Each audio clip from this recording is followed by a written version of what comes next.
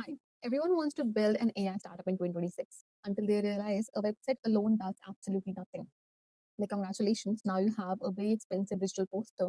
So, in this video, I'm breaking down the exact startup stack modern founders are using right now, what each tool actually does, what tools are free, and how people are literally launching products without massive teams anymore. I'm Nikita Suri from Remvis, and let's simplify the whole AI startup chaos. So, before all these AI tools, building a startup basically meant hiring developers, burning money, trying internally, and waiting 6 months for one login page. Like, genuinely, people used to spend $20,000 before even knowing if the idea worked. But 2026 has changed everything. Now, instead of giant teams, you just need systems. There are seven things almost every modern setup needs: front end, back end, payments, emails, automation, analytics, and hosting. And once you understand the stack, everything starts making sense. If you are a founder, stick around. The first is front end.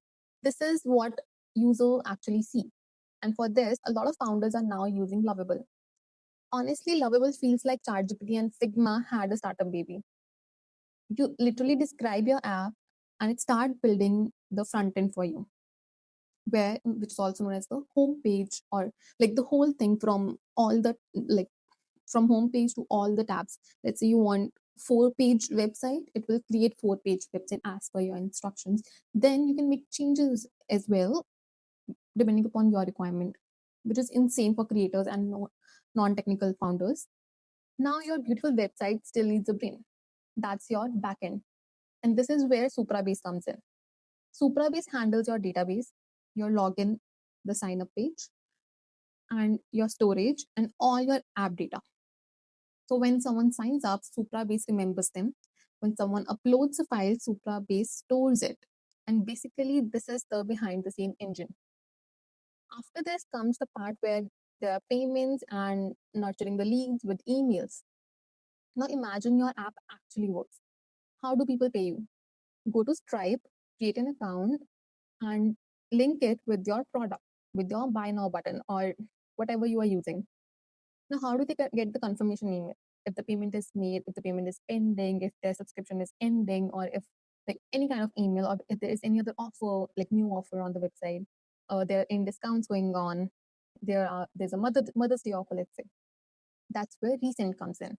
Stripe handles subscriptions and payments, and Resend sends email that hopefully don't end up in spam folders for survival. Then comes my favorite part, that's automations, because this is where your business starts working without you manually doing anything. Tools like Make and N8N connect all your apps together. So imagine someone fills a form and automatically the lead gets stored, an email gets sent, your CRM updates, your team gets notified, and you are sitting there drinking coffee pretending you worked very hard. Now your app is ready. You need to publish it. That's hosting. And for this, you need Vercel. Then comes analytics. For this, you need Google Analytics to tell you who visited. Then we have Post Hog. This tells you what they actually did. If they stopped somewhere, how much time they spent, at which part, were they looking at the pricing more, so that you have an idea where your audience is more inclined towards. If they're more inclined towards the pricing, or they need more features, or they're trying to do something that's not there, maybe, or they just left. From where they left, you can also see that if there's a particular part where they're leaving more, then you can probably make a change in there. And trust me, these are two very different things. Google Analytics and Post Hog, these are two very different things. So when you will do it, you will get to know about it. Now, what's free? Now, the biggest question everybody asks me, what's actually free? And surprisingly, a lot. You can literally build your first MVP using mostly free tools. Usually, the first paid things are your domain. You can use GoDaddy for that, and try to be very smart when you choose the domain. If you want to go for .com, it will probably be very expensive, okay, or like slightly expensive for you.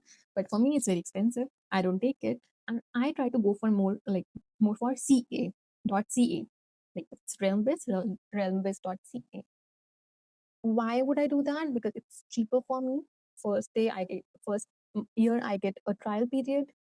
Also, the trial period is very cheap, very cheap.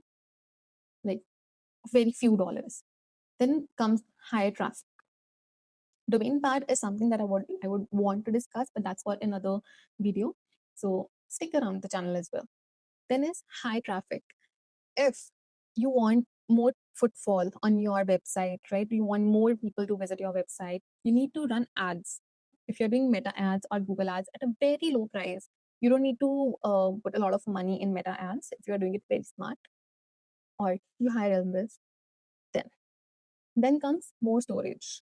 If there's a lot of like you're reaching the brim and you don't have that much capacity in your super base, you need to upgrade because the starter is free, then you need to upgrade that. Then comes the scaling part, wherein all the free apps that you're using or the websites that you're using, the platforms that you're using are free. You need to upgrade them to a certain level so that you can continue using them, which honestly is a good problem to have because that means you are scaling good. The biggest shift happening right now is that you no longer need massive teams to build ideas. You need clarity, you need the system and execution. And that's exactly what we talk about at Runbus. If this video helped you, subscribe and follow and send this to someone trying to build their startup right now. Because trust me, half the internet is confused between front end and back end. See you in the next one.